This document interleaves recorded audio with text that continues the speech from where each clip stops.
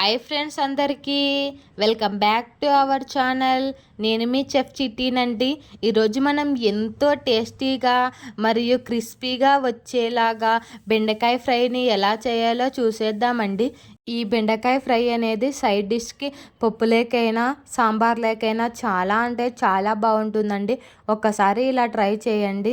ముందుగా బెండకాయలను తీసుకొని బాగా క్లీన్గా వాష్ చేసుకొని తడి లేకుండా అన్నీ తుడుచుకొని బెండకాయ తీసుకొని తలా తోక కట్ చేసుకొని అంత సలపంగా కాకుండా మరి అంత మందంగా కాకుండా ఒక రకంగా అన్నీ కట్ చేసుకొని పక్కన పెట్టుకుందామండి.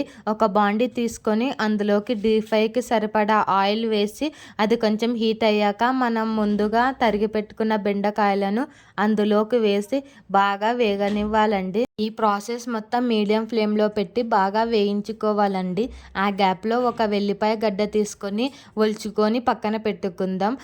ఇవి బెండకాయలు అనేటివి గోల్డెన్ కలర్ వచ్చినాక తీసేసుకొని ఒక గిన్నెలోకి వేసుకోవాలండి. మిగతా బెండకాయలు అన్నిటినీ వేసుకొని బాగా ఫ్రై చేసుకోవాలండి. ఫ్రై చేసుకొని అన్నిటినీ ఒక గిన్నెలోకి తీసుకొని పక్కన పెట్టుకుందామండి. ఇది లేట్ ప్రాసెస్సే బట్ చాలా అంటే చాలా బాగుంటుందండి. ఒక్కసారి ట్రై చేస్తే మీరే మళ్ళీ మళ్ళీ చేస్తూ ఉంటారు. అదే ఆయిల్లోనే పల్లీలు కూడా వేయించుకోవాలండి. అవి వేయించుకొని పక్కన పెట్టుకుందాం.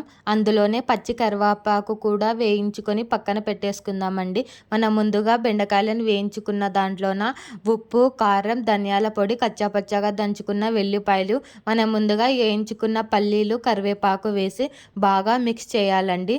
చేతైనా కలపచ్చు, లేకుంటే ఇలా షేక్ చేయండి. గిన్నెను అనేది వెడల్పాటి గిన్నె తీసుకొని బాగా షేక్ చేసి అన్నీ కలిసినాక సైడ్ డిష్గా వేడి వేడి అన్నంలో పప్పు వేసుకొని తింటే చాలా అంటే చాలా బాగుంటుందండి.